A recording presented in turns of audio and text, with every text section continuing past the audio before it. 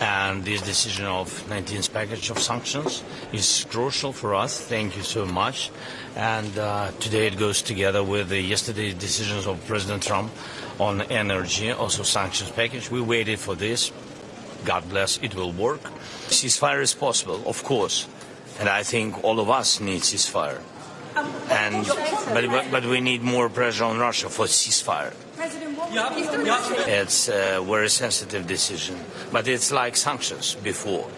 It was unbelievable, but now we see the decisions on these energy sanctions, which are very important.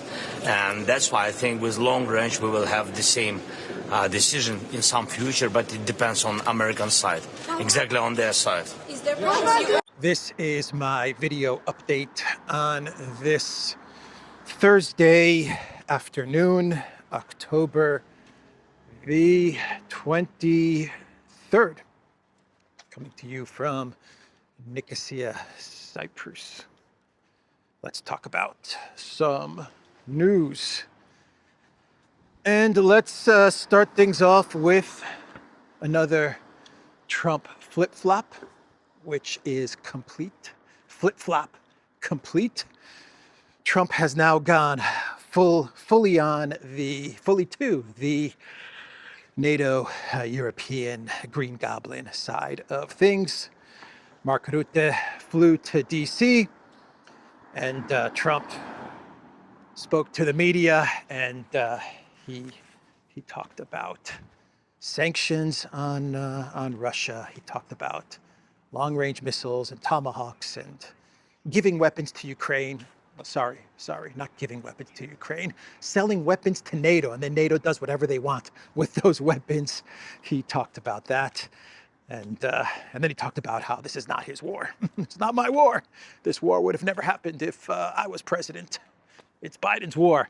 Well, it's Trump's war, 1,000%. It's Trump's war, and it is 1,000% Trump's war because he has now placed sanctions on Russia.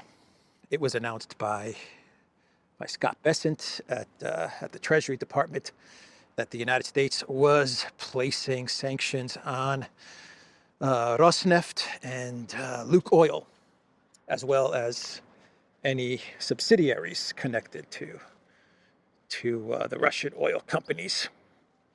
And these sanctions are mainly targeted at India. That's what these sanctions are really about. They're targeted at Russia, obviously, but they're also targeted at India and preventing India from purchasing Russian oil, from refining Russian oil. So that's what these sanctions against Rosneft and Luke Oil are really all about. I thought the U.S. had already had sanctions in place against Rosneft and Luke Oil and every other oil company, but I guess I was wrong about that. Bloomberg had an article saying that the Indian refiners are now saying that they're going to have to scale back their Russian oil purchases. But Bloomberg, further down in the article, they also said that Russia and India, they'll find a way to get around these sanctions. But the official statement from a lot of the refiners in India to Bloomberg was that they're going to now curb their Russian oil purchases and their refining of Russian oil. Don't be afraid, Mr. Cat. Don't be afraid. Relax. Relax. Anyway, I startled the Nicosia cat. But yeah, so that's the big announcement from Bessent, from Trump. He's in this now. We've always said on the Duran that the minute Trump places these types of sanctions on Russia, he is 1,000% committed to Project Ukraine, committed to the Europeans, to the globalist war against Russia. There is no denying it now. This is Trump's war. He can stop saying this is Biden's war. He can stop saying, if I was president, this war would have never happened. And you know what? Putin can now stop saying these things as well. Isn't it about time that Putin stopped calling the United States partners, or stopped saying that Trump is rational and pragmatic, and that he is looking for a negotiated solution? Putin can stop all of these statements as well. The masks are now fully off. But Zelensky was very happy. He was super happy. The Green Goblin. He's back to wearing green, man. That's how happy he is. He is back to wearing green. That's got to tell you something. And he spoke to the media. I think he was in Brussels. Anywhere but Kiev. He's never in Kiev anymore. So he was in Brussels, or one of the EU headquarters in Europe, and he was flanked by Costa, who's Ursula von der Leyen's sidekick. And Zelensky said basically what I said, to be quite honest. He said now that Trump has gone forward with sanctions, along with the EU's 19 sanctions package, which was also announced yesterday or today, now we can get the long-range missiles. And one thing has been constant throughout this conflict. What Zelensky asks for, he gets, whether it's Biden, whether it's Trump. So he's going to get the long-range missiles. You better believe that. He's going to get those long-range missiles. Maybe they will be Tomahawks. Maybe they will be called Taurus missiles. Maybe they'll be something else. Maybe it will be a combination of all of these missiles, right? But he's going to get the long-range missiles, no doubt about it. But he was very happy. Costa, the EU official, was also very happy. They were all smiles. They understand that the sanctions now mean that Trump is fully on board with them. So the Wall Street Journal actually published an article saying that the Trump administration has greenlit long-range missile strikes into Russia, pre-2014 Russia. And this has all been greenlit by the United States, so Ukraine can begin firing long-range missiles into Russia. Ukraine can begin firing long-range missiles into Russia. We know that these missiles are launched by the United States. But anyway, that's what the Wall Street Journal published. Actually, let me read you the title of the WSJ article, which says U.S. lifts key restriction on Ukraine's use of Western long-range missiles. The move coincides with a Trump push to pressure Moscow into talks on ending the war and to withhold U.S. Tomahawk missiles from Kiev. So Trump, as he was giving the press conference, he was asked about the Wall Street Journal article, and he said it's fake news. He denied it. He said that the United States is not going to be firing long-range missiles into Russia, or Tomahawk missiles into Russia. That is what he said. He was very clear by saying the United States is not going to be doing it. Now, someone else might do it, but he said the United States military or something like that is not going to be doing it. He actually posted about this on Truth Social.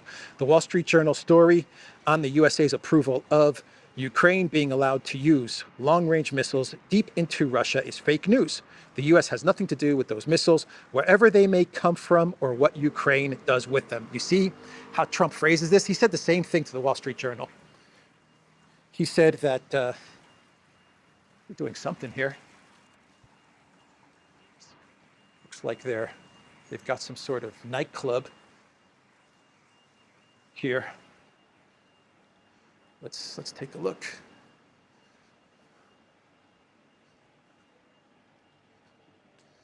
I've been here before. I've done many videos from here in the past.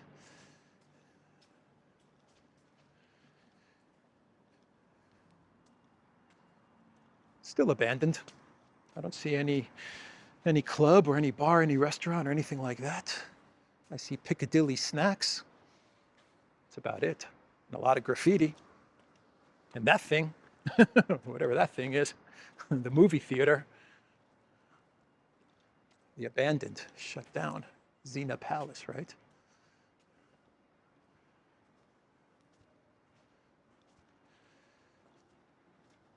So So Trump, the way he words it is obviously a way to remove blame from his administration when those long-range missiles are fired into Russia, right? Very deceptive wording. The U.S. has nothing to do with those missiles. It's as if they've already been shot, right? It's as if they've already been fired. The U.S. has nothing to do with those missiles. Wherever they may come from, or what U.S. does with them, wherever they may come from, we don't know. We don't know where these missiles, these Tomahawks or Taurus missiles or whatever, we don't know where they come from. We have nothing to do with them. We're just selling weapons to NATO, he said, and NATO, they can do whatever they want with those weapons. That's what he actually said at the press conference. He actually looked at Mark Rutte, and he told a bigger lie than Mark Rutte could ever tell. You could see that Mark Rutte was looking at Trump going, man, I thought I was Pinocchio. You're good, man. You're real good, Trump. You're a better liar than I am. Yeah, he looked at Mark Rutte and said, we don't know where those, what NATO's going to do with those weapons. We sell it to them and, they can give them anywhere. Unbelievable, man. Unbelievable, the amount of lies that Trump was saying yesterday.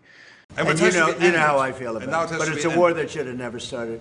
And we're not selling any weapons to Ukraine. We're selling them to NATO, which is different from before. With Biden, he just gave $350 billion worth of weapons and cash right into Ukraine, and that was so foolish. But we sell them to NATO, and in theory, you can do what you want with them. It doesn't have to be Ukraine, but probably it is mostly. No, what nations are doing now is buying from this program and making sure that the supply is in Ukraine. So Europeans and Canadians. And for example, these are interceptors for the Patriot systems, crucial to protect the cities. Really, I was shocked. I was absolutely shocked. But who wasn't fooled by Trump?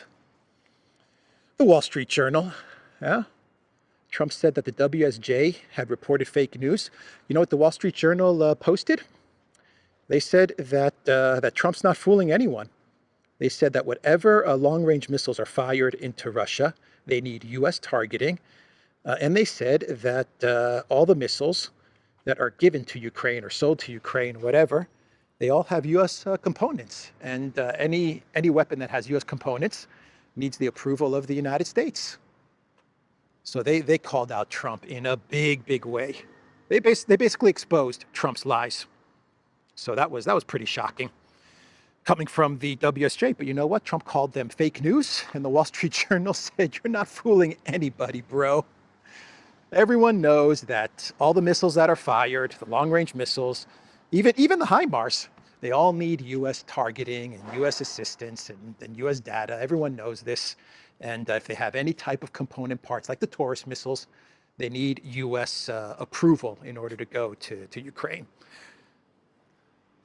So those missiles are coming. Zelensky pretty much revealed that those missiles are either there or they're on their way. He said it. Now that we have the sanctions, all that's left are the long-range missiles. That's what Zelensky said.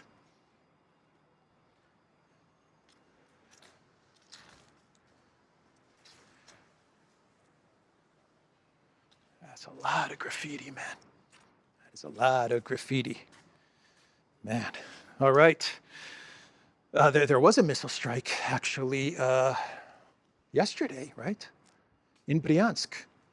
The claims are that a Scalp Storm Shadow missile was fired into Russia. So all of this went down yesterday. Trump flip-flops towards NATO and the Europeans and the Green Goblin. We get Besant announcing sanctions. We get the EU announcing sanctions. It was coordinated, the EU and the US, to announce sanctions pretty much at the same time. So they coordinated all of that. And you get a long-range missile strike into Russia just to make a point, right? Just to make a point into Bryansk. Ukraine strikes Russia with British Storm Shadow missiles. It's been a long time since we've seen the Storm Shadows, huh? There was also a sabotage at a Russian facility. One sec. I believe a military facility or an energy facility. I'm not quite sure. In the Chelyabinsk region. Yeah. The Russians are saying this was an accident. At least those are the reports that I've read, right? Something happened. It was an accident. This wasn't related to any type of sabotage or anything like that. But, sabotage at a refinery in Hungary yesterday, a refinery in Romania on the same day, Storm Shadow missile strikes into Bryansk, and then you have this facility catching fire. Some sort of blast or something happened at this facility, which is very far from the front lines. I believe it's like 2,000 kilometers or something like that from the actual front. But the claims right now are that this was some sort of accident or something like that, if you buy it. That's what Russia, the Russian media or the Russian officials are saying at the moment. But anyway, that happened as well. Here's an excellent post from Warren Thornton on X. So let me get this straight. You gave permission for the long-range strike into Bryansk, then lied about it. You canceled a possible meeting with Putin, asking for a ceasefire that you had already agreed was not the way forward. Now you impose sanctions that you had previously not done. Nobel Peace Prize, all in the space of 24 hours. Definitely your war now. How can anyone ever trust you again? Yeah, spot on. That's a brilliant post on X. That's the other thing that Trump did, right? He now supports a ceasefire when in Alaska, he realized that a ceasefire is not going to happen. He agreed that a ceasefire is not the way to solve Project Ukraine, right? That's what he said in Alaska. He actually posted about it on X. A ceasefire is not the solution. It's not going to work. And now he's back at a ceasefire. So he did all of these things in 24 hours, man. How can anyone ever trust you again? Well said. Warren Thornton, well said. So Trump did talk about the Tomahawks. And he said that the problem with the Tomahawks is that it's going to take about a year to train Ukraine military to use the Tomahawks. And that's why he's not going to give the Tomahawks yet. U.S. won't fire Tomahawks for Ukraine. Once again, notice the way everything is phrased. The U.S. won't fire them for Ukraine. He said the problem with the Tomahawks is that it'll take a minimum of 6 months, usually a year, to learn how to use them. They're highly complex, Trump said. So the only way a Tomahawk is going to be shot is if we shot it. And we're not going to do that. We know how to use it, and we're not going to be teaching other people, the U.S. president added. Trump earlier cautioned that allowing Ukraine to conduct strikes deep into Russia with long-range missiles could lead to an escalation. Yeah, long-range missiles are coming. When you read that statement from Trump, when you listen to the way Trump is talking about Tomahawks, you get the impression that he's going to fold on that as well. Maybe it will not be U.S. military. Maybe it'll be U.S. contractors, or U.S. mercenaries, or NATO-trained military officials, or they'll figure out some sort of excuse. They will figure out some sort of an excuse, no doubt about it. Trump also confirmed that the meeting in Budapest has been canceled. He said that as well. He said it's canceled, right? But it's going to happen sometime in the future. That's what he said. Once again, he's saying all of this with Mark Rutte sitting right next to him. He said, it did not feel like we were going to get to the place we have to get to, so I canceled it. However, Trump did not rule out holding talks with Moscow at a later date, but we will do it, the summit in the future, he added, without specifying when or where such a meeting might take place. You know what Trump did here? By backing out of the Budapest meeting, which no doubt he came up with when he spoke with Putin. What he did here is he threw Orban under the bus, man. Boy, did Trump throw Orban under the bus on this one, right? Orban was preparing for the summit. He posted about the peace summit in Budapest in Hungary. He said Hungary is an island for peace, and he was preparing for the summit in 2 weeks' time, or 3 weeks' time, or whatever, 4 weeks' time, whatever. And Trump backed out. He backed out. He realized he did not have any leverage in the negotiations. He's been looking for leverage forever now, right? And he can't find any leverage. He can't cook up any leverage over Putin when they go to negotiate, when they go to sit down together. And so Trump decided, you know what? I've got nothing, so I might as well not sit down with Putin. Trump is obviously not ready to agree to root causes, June 2024. And so he said, I'm not ready to agree to root causes 2024, June 2024, so I'm just going to cancel the whole thing. And I'm going to escalate. And I'm going to escalate. Right? And he threw Orban under the bus, man, in a big, big way. Man, did he throw Orban under the bus. He embarrassed Orban, embarrassed him big time. Peter Sciatto was in the US and he was meeting with Rubio. And, Sciatto was trying to put a positive spin to it all. He said that if Putin comes to Hungary, the ICC will not, Hungary will not enforce the ICC arrest warrant. He said that. And then he also posted on X, bad news for the pro-war lobby and good news for those who want peace. After my meeting with Secretary Rubio, it's clear that the U.S. has not given up on holding the Budapest Peace Summit. Preparations are ongoing, and the only question is timing, not intention. It'll happen one day in the future. In 1 month, in 3 months, in 6 months, in 6 years, who knows? One day it'll happen, and it'll be in Budapest. Then again, with Trump, you never know. Maybe Trump may post on Truth Social tomorrow, I'm going to Budapest. Are you coming, Putin? Let's meet. I mean, with Trump, it's flip-flopping back and forth 24 hours a day, 7 days a week, man. But nah, it's canceled. It's canceled. Trump is going to, he's decided, his administration has decided to continue to try and look for some leverage over Russia, right? So they think that the sanctions might do the trick.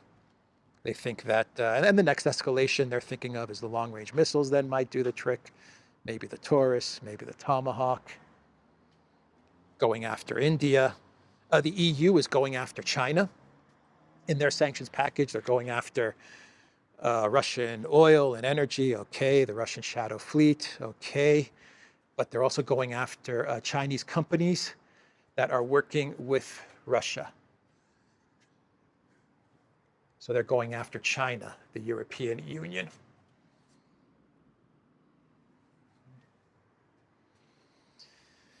Big mistake.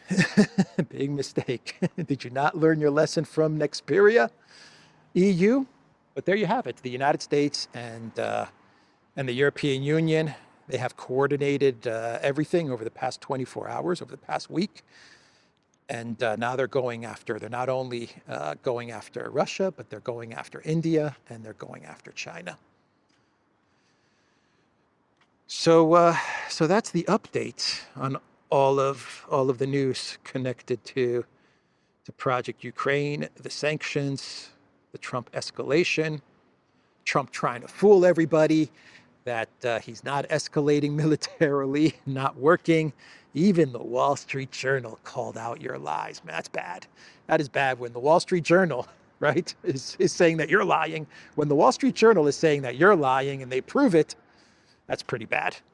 Kaya Kallas, she posted on X, we just adopted our 19th sanctions package. It targets Russian banks, crypto exchanges, entities in India and China, among others. The EU is curbing Russian diplomats' movements to counter the attempts of destabilization. It is increasingly harder for Putin to fund this war. That's another thing that they're doing. They're going to start preventing Russian diplomats from moving around in Europe. It'll be interesting to see how Russia retaliates to that one, huh? That one's going to be used against EU citizens, against residents living in, people living inside the European Union. Preventing your movement. They're going to use that one against us, no doubt about it. Combine that with a digital ID. Yeah, that's not good. That is not good. What's the Kremlin's response to all of this? Oh, man. The Kremlin says it remains committed to a long-term solution to the Ukraine conflict and has praised the Trump administration for what it described as a genuine desire to find a peaceful settlement to the conflict, as well as efforts to understand its root causes. I said 10, 15 minutes ago, Putin can now stop saying all this stuff about Trump, right? But what's the Kremlin's response? Yeah, we praise Trump. We praise Trump. That's the Kremlin's response. Oh, man. So the European Union is also preparing to seize, not freeze, the 140 billion in Russian frozen assets. And they're already starting to fight about how the 140 billion is going to be used. According to Reuters, exclusive, Ukraine resists EU conditions on loan backed by frozen Russian assets. So what is going on here is that that Ukraine told the European Union, when you give us the 140 billion, we should be able to do with it whatever we want. That is what Ukraine said. That is what Zelensky said. Podolyak, we got 140 billion coming to us. How do you want to spend it, Podolyak? How many homes can we buy with 140 billion? A lot, Mr. President, a whole lot of homes. Podolyak, we go on a nice trip together. We go to Maldives, get some sun, relax, drink some mojitos. Yeah, that's what Zelensky is telling the European Union. Give us the 140 billion and we can do whatever we want with it. And the EU, they're telling Ukraine, look, we're going to give you the 140 billion, but we want you to spend that money on weapons in Europe. And Germany, France, and some other countries, they're saying that we want you to spend the 140 billion on MIC companies, European MIC companies, right, like Rheinmetall and these types of companies, while other countries in the European Union are saying that 140 billion, you got to spend a part of that not only on MIC companies in Europe, but you also have to purchase weapons from the United States. So that's the debate now. Ukraine wants that money to do with whatever it wants. Some European countries are saying you have to spend that money in Europe, within Europe, buying weapons from European companies, and other EU countries are saying, no, no, no, you have to purchase weapons from the United States as well. So that is where we are with that update. And the U.S., they are going to retaliate against China, against the rare earths move from China by curbing exports to China of goods, of products made with U.S. software. That is what some sources are saying. So that's going to be the U.S.'s checkmate move on China's rare earths move. Basically, anything that uses U.S. software will be banned, or will have some sort of export ban or export controls for China. So that's going to be how they respond to China. And what else? Yesterday on my video update, I started things off with Zelensky's meeting with the Prime Minister of Sweden, and they signed a letter of intent, not a contract, not a deal, a letter of intent. The deal before the deal, right? They signed a letter of intent for 100 to 150 Gripen fighter jets. And the Prime Minister of Sweden said that the first fighter jets should start going to Ukraine in about 3 years, but he said this is going to be very long term, and it's going to take about 10 to 15 years to get the 100 fighter jets or 150 fighter jets to the Green Goblin. And the first fighter jets in 3 years, but we still don't even have a real contract. Right now, what we have is a letter of intent. Interesting event yesterday, huh? A lot of pomp, a lot of show from the clown puppet comedian. But when you take a look at what's going on here between Ukraine and Sweden, you understand that nothing has really been agreed on, has it? But it's a good fighter jet. It's a very good fighter jet. I wonder who's paying for this, for the 100 fighter jets. Who is going to be paying for this? Because it's not Ukraine. Is Sweden going to pay for the fighter jets to hand over to the Green Goblin? So one more story before we get to our clown world. A quick update on what is going on with Sarkozy. Sarkozy, the one-time president of France, right? Sarkozy, the guy that led the regime change against Gaddafi, right?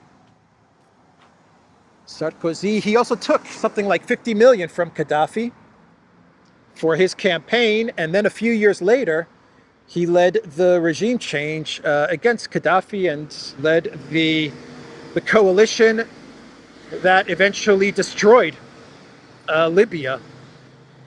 He's now starting his 5-year prison sentence for the money that he took from Gaddafi for his campaign. And as he was entering the prison, the inmates were actually yelling at Sarkozy, and there's video of this, that they are going to avenge what he did to Gaddafi. Yeah. How about that for karma, huh? Inmates threatened Sarkozy and vowed to avenge Gaddafi. The former French president has recently started serving a 5-year term in a Paris prison. How is that for karma? So let's do a clown world, and we can wrap up this video update. And not much of a clown world for today, actually.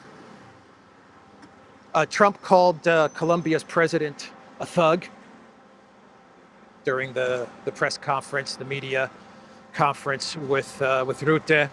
He was asked about Colombia, and Trump called the president a thug. He said he's a thug, that president. And then he talked about drugs and cocaine and all of that stuff. But he said that about Petrov, right? Gustavo Petrov, I believe, the president of Colombia.